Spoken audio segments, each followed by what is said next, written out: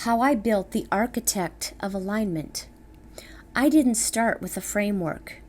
I didn't start with therapy, coaching, or personality systems. I started with a broken world. What I saw first was this. Cities were collapsing. Small towns were dying. People were isolated, mistrustful, and trapped inside systems that didn't care if they lived with dignity or not. So the first thing that came to me was renewal towns.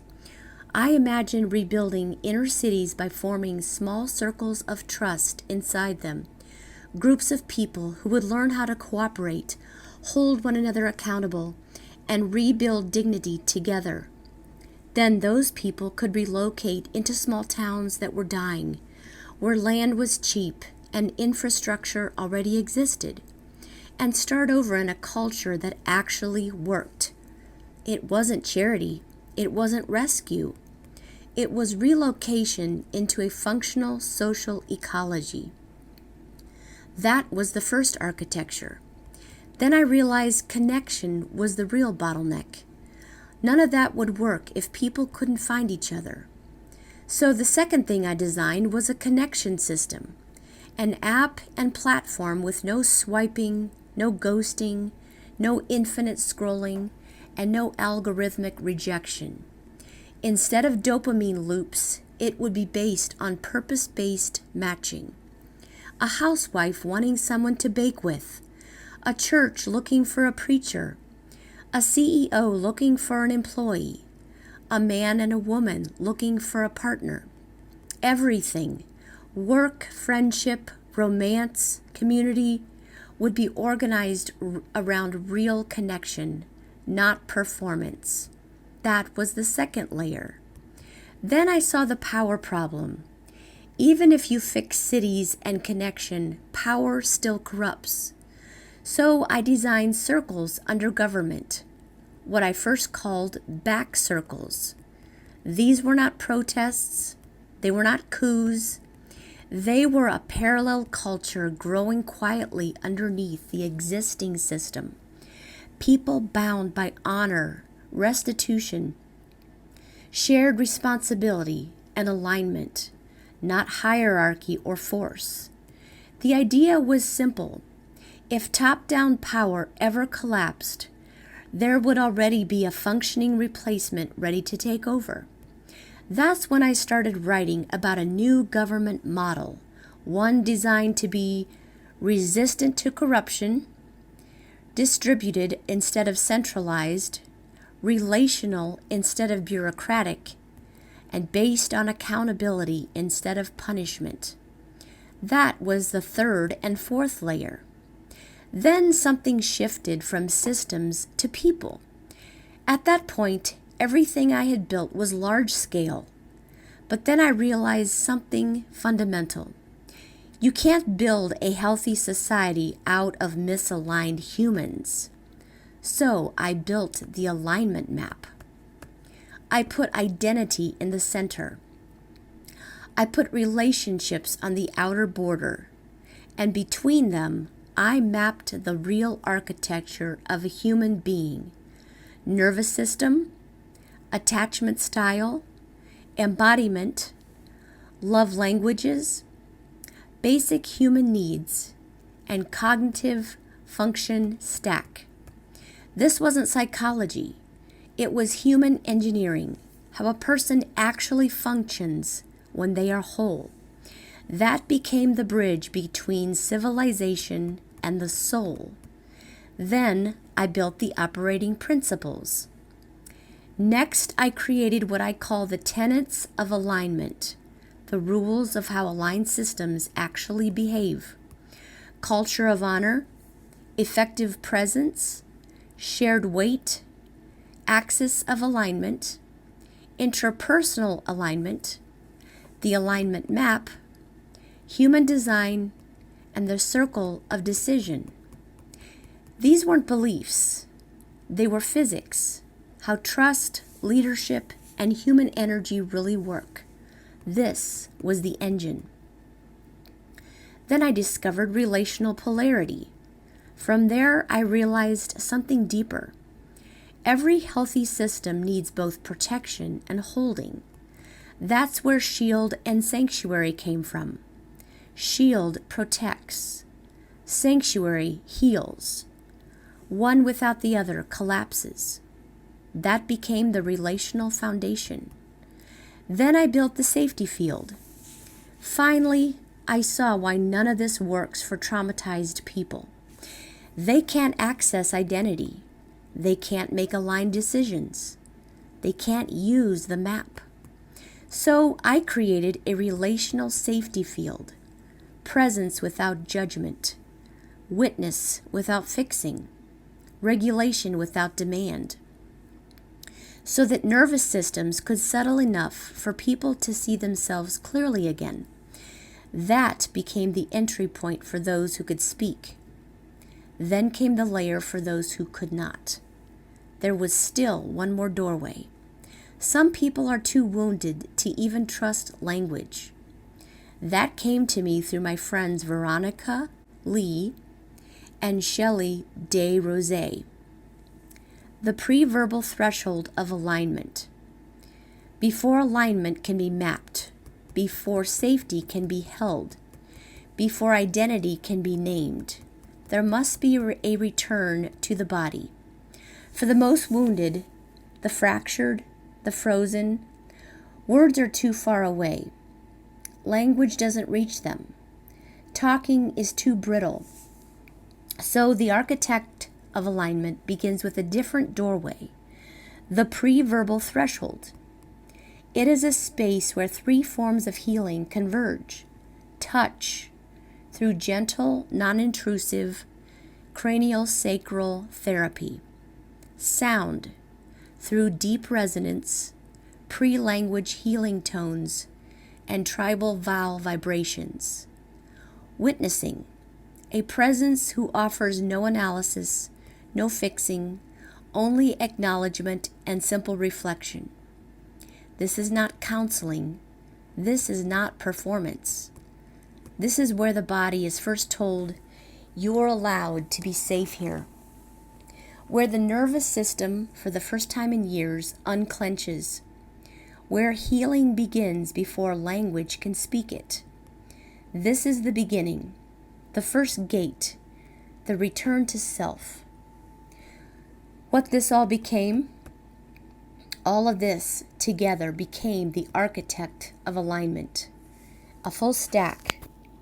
Societal design, power distribution, connection infrastructure, human identity mapping, relational safety, decision-making physics, and cultural renewal. I didn't set out to build a therapy.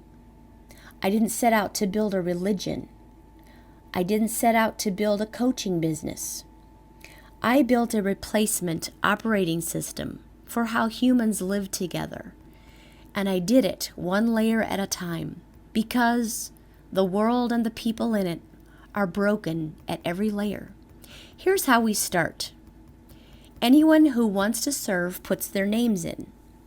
No money, no campaigns, just willingness. Then we test, not for knowledge, but for alignment. Are they adaptable? Do they have a thirst for power? Are they willing to bow to truth?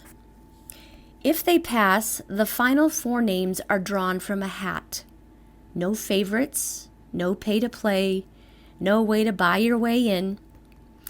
Now, how do we keep it from being corrupted? Simple. If someone's accused of wrongdoing, we don't send them to a judge or a party-controlled board. We draw a circle of 9 from a vetted list of qualified local citizens. They don't serve forever. They serve for that one case. The circle hears the evidence, and if the person's guilty, they're removed. If they stole, they repay it. Then we draw another name to replace them. If they're innocent, they stay. There's a limit to how often someone can be called before the circle so the system isn't abused. But the core idea is this: truth governs, not power. That's the foundation. The problem with connection and how I'm fixing it. Everybody knows something's broken. Dating apps are a mess. People scroll, ghost, perform. Nobody feels safe. Women get overwhelmed, blasted with messages, judged by photos, then freeze. Men feel invisible, like they're just shouting into the void. Only the loudest or more curated seem to get through. The result? Disconnection, anxiety, performance, and paralysis. And deep down, most people don't even want what these apps were built to deliver. They want to be seen. They want something real. So I'm building something that cuts through the noise. When someone signs up for this app, they create a simple profile. 3 photos, max. They can only change these photos once every 30 days. Same with their stated intent. If you say you're looking for a partner or a friend or someone to go fly fishing with, that's what you're matched up for. You can change it, sure, but only once a month. No more fishing in all ponds at once. No more vague marketing, just honesty. There's no scrolling, no algorithmic smorgasbord, no dopamine buffet. You don't shop for people. The app gives you 2 matches at a time, and you have to go through 5 structured interactions with each one before you can even view their full profile. Until you do that, you only know a little. Not enough to judge, just enough to be curious. If you ghost or fail to respond within 48 hours, that match dies. Do it often, and the app gives you a public credit score that others can see. Blow off 3 matches in a row, and you're locked out for 30 days. This system was built for people who want to show up, not for the ones who disappear. And after 5 days, you're free. You can walk away, you can keep going, or you can move towards something real. Every interaction resets a 48-hour timer to keep the thread alive. If no meaningful connection happens after a few weeks, it dissolves. Simple, clean, human. This system isn't just for romance. It can be used for any kind of real-world connection. Friendships, creative partners, bike riding buddies, even business collaborators. I'm not here to police it. I'm here to build a framework that honors presence, honesty, and timing. Because real connection can't be gamified. It has to be chosen. I don't usually lead with human design because a lot of people scoff at it. But I'm telling you right now, it works. I've seen it unlock more truth, more clarity, and more realignment in people than almost anything else. It's not a belief system. It's not astrology. It's a language of energetic design. And once someone sees how their energy actually moves, something clicks. They stop apologizing for what they are. They stop striving to be what they're not. They start aligning with how they're built. Human design shows you your energetic signature. For me, I'm a projector. Split definition 3 out of 5. That means I'm not built to initiate. I wait to be invited. I'm here to guide, not to force. And once I saw that, once I really understood it, it explained almost every deep frustration I'd carried my whole life. I'm not saying you have to buy into it, but I am saying if we're going to talk about alignment, we need a tool that can reveal how your system actually works, energetically, emotionally, behaviorally. Human design does that, and in this framework, it forms one of the 9 tenets that unlock and stabilize. The culture of honor is not optional. Without it, none of this works. Alignment can't be forced. It has to be protected. And protection means honor. It means loyalty. It means standing with someone when they've been wronged, not just when it's easy. If you're not willing to carry the weight of injustice with someone, you're not loyal. If you're not loyal, you can't be trusted. And if trust isn't present, alignment collapses.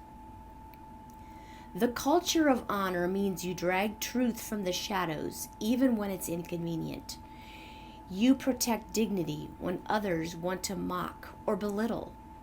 You never look away. That's the foundation. You can't fake this. Either you live it or you don't belong in a system like this. Because alignment without honor becomes control. It becomes manipulation. This is the shield. Without it, the whole thing rots. Effective presence. A term borrowed from Molly Bloom, former Olympic skier turned underground poker queen, who said effective presence was the most valuable currency in a room full of billionaires. It wasn't about flash or force. It was about knowing who you were and showing up without flinching. But effective presence isn't just for poker games or boardrooms. It's not just about how you show up. It's about seeing others too. No shrinking, no posturing, just coherence, just truth. You don't have to be loud, but you do have to be here. Shared weight. You don't control the thresholds of the nervous system. That's the first thing you need to understand. You can be calm and logical all day, but when your body hits a certain point, when you're hungry, cornered, humiliated, overwhelmed, your system makes the call. Imagine a starving wolf crouched in a cage. If you reach for his head, he's going to bite. Not because he's evil, because that's the threshold. And humans are no different. We just don't always bite or flee. Most of us freeze because we can't run. And when we freeze, it looks like compliance. We say, "Yes, sir," but inside the system is jacked. You either shut down completely or move at 50%. The nervous system doesn't lie. You can't override it with willpower. If someone's living in survival mode, you won't get excellence, no matter how loud you bark. That's where shared weight comes in. In a culture of honor, one built on loyalty, not fear, you don't let one person carry the full weight alone. You move with them. You bear some of the load. Not just the physical load, but the emotional and energetic one. The unseen weight. We call it shared weight because wolves carry it together. Wolves are loyal.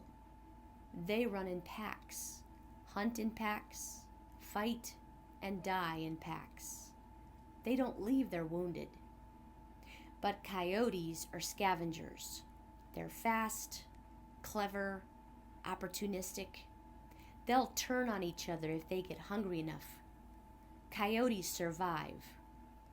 Wolves endure.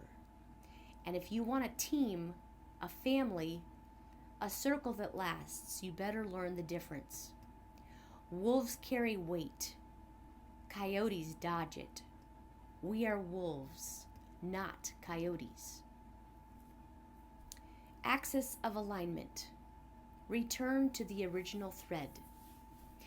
If you're flying from LA to Hawaii and your compass is off by just a tick, you don't land a mile off. You land in the middle of the ocean. That's the axis of alignment. It's not about being perfect. It's about being true to the original course. A degree of drift may not look like much on day one, but over a year, a life, a generation, it can leave you 1,000 miles from the life you were meant to live. Layer 3, the boundary ring. What prevents re-traumatization? On the outside, you put the rules that keep the container intact. Safety without demand, attunement without fixing, presence without judgment. These are not niceties. They are containment protocols. They tell the nervous system, nothing is being extracted from you here, which is the opposite of trauma. The pre-verbal threshold of alignment. There's a layer beneath even presence, before language, before safety has words, before the body has stories. It's not conceptual, it's resonant. This is where healing begins for those who can't speak yet. Not because they're silent, but because their body hasn't been given permission to exist without bracing. It begins in sound, not words, not phrases, but resonant sound below language. The deep tribal utterances that bypass the mind and go straight to the nervous system. Sounds that do not explain, but regulate. Sounds that hum to the cells and say, you are allowed to be here. This layer comes before witnessing, before maps, before identity. It is the ground floor for those whose system can't yet hold the gaze of another. It's a sacred space where we don't speak truth, we sound it, where the body remembers without having to explain itself. In this space, resonant healing happens, vowel-based, tribal, vibrational. In this space, cranial sacral therapy lives. Quiet hands cupping the skull, the sacrum, the breath of the spine. In this space, embodied witnessing unfolds. No advice, no questions, just someone present with you, anchoring stillness while your system decides it's okay to return. This layer is not optional for some. It's the door that opens all other doors. While this layer is neglected, no structure above it will hold. But when it's honored, the rest of the system starts to rise like a plant leaning toward the sun. No one moves into alignment by force, but some can be sung into it. I'm carrying the architect of alignment into the world in 4 ways. First, through individual workshops that help people get into alignment, starting with the ember, identity, nervous system, core wounds, and real relationships. Second, through a consulting framework for organizations, businesses, and counties, realigning leadership, culture, and structure so that shared weight, clarity, and effective presence become the norm. Third, through a therapeutic branch focused on pre-verbal alignment, sound, touch, and witnessing that restore the nervous system before words even begin. This is the healing field for people who can't yet step into the map. And fourth, through effective presence and witnessing, helping people make clear, aligned decisions, especially at thresholds. Sometimes all someone needs is a witness who won't flinch, someone to walk with them while they find the thread and hold to it. How alignment enters the world. The architect of alignment doesn't start with politics. It doesn't start with government. It starts with 4 living channels that touch real humans. These 4 channels are the catalyst. Rehabilitation is powered by YNAI, one that never lies, never forgets, never shames, never judges, never looks away. People sit with it day after day in safe therapy rooms. It reflects them back to themselves. Human therapists are present. The mirror never breaks. Disconnected people slowly reconnect. Truth heals when it is not punished. Fire district governance. Every part of the county is covered by fire districts: emergency response, medical, safety, and crisis intervention. These districts scale upward. At the national level, combined fire districts become the defensive structure of the country. No standing war machine, only coordinated protection. The point: every escape hatch is closed. Corruption is cut off. Power hunger is filtered out. Justice cannot be bought. Trauma is treated instead of punished. Society is rebuilt from circles upward. We don't try to do it everywhere. We do it once. One aligned county. And once the world sees it working, it won't stop spreading. Policing, safety, and nervous system coherence. In an aligned county, there is no standing militarized police force. There are no armed uniforms roaming the streets creating constant nervous system flare-ups. Because when people live under the gaze of force, their bodies go into threat mode, and threat mode creates more crime, not less. Road police exist only for traffic and safety enforcement. They do not have arrest power. They do not carry open weapons. If someone needs to be detained, a response team is called from that person's fire district. The same district that handles medical emergencies, fire, and crisis response. It's one integrated, accountable safety unit rooted in the local community. Any citizen already has the right to make a lawful arrest. That doesn't change. What changes is that power is not broadcast as threat. Even if a responder is armed, it is not displayed. They are a civilian first, not an occupying force. That single shift drops fear, lowers adrenaline, and restores basic human coherence. Safety comes from presence, not intimidation. How renewal towns fit.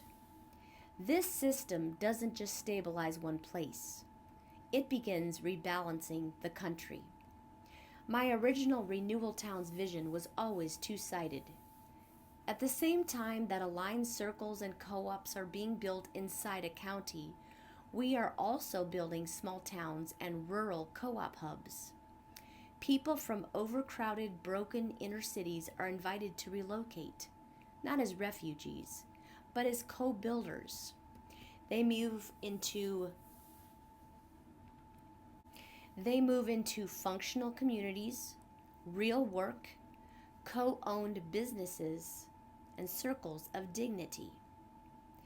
This slowly decompresses urban density and gives people a place to start again inside alignment, not charity, not displacement, redistribution of life. That closes the loop. City, circle, co-op, county, culture, all coherent, all aligned, no force required. Once a country is fully aligned, a criminal will have no place to hide. They must have a slip from their circle saying they are not a criminal. I don't need a crowd. I need a team. This work is real. It's mapped, named, and ready. But I'm not a carrier of detail. I'm a seer, a resonance mapper, a truth tracker. What I need are people with grounded execution, people who don't flinch from process, detail, and structure, who can take what's been mapped and bring it into form. You don't have to be like me. In fact, if you are, this won't work. I need the ones built for the long haul work of implementation. The ones who get clarity from order. The ones who don't mind spreadsheets, documentation, task management, building back-end systems, designing communications flow, running onboarding, tracking capital, maintaining alignment across teams, because they know it matters. I'll be walking with you the whole way, but I'm not the executor. I'm the architect. The system is clear. The roles are defined. If you know that part of your design is to build what others can't see, I want to talk to you. If your body lights up at the idea of finally using your gifts to implement something that matters, this might be for you. And if you're willing to do hard work that brings real alignment into the world and get paid to do it, we're ready. I'm not here to convince anyone. I'm here to find the ones already listening. If that's you, come find me. So this is the entire arc of the architect of alignment. I didn't realize it when I first wrote the name, but now I do. The architect of alignment isn't me. It's the creator. If I were describing the framework itself, I'd call it the architect.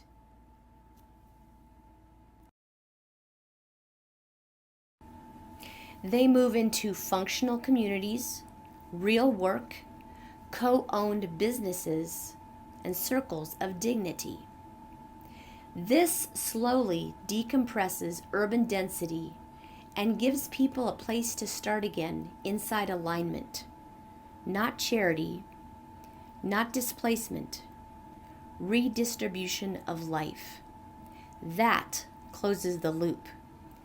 City, circle, co-op, county, culture, all coherent, all aligned, no force required. Once a country is fully aligned, a criminal will have no place to hide. They must have a slip from their circle saying they are not a criminal. I don't need a crowd. I need a team. This work is real. It's mapped, named, and ready. But I'm not a carrier of detail. I'm a seer, a resonance mapper, a truth tracker. What I need are people with grounded execution, people who don't flinch from process, detail, and structure, who can take what's been mapped and bring it into form. You don't have to be like me. In fact, if you are, this won't work. I need the ones built for the long haul work of implementation. The ones who get clarity from order.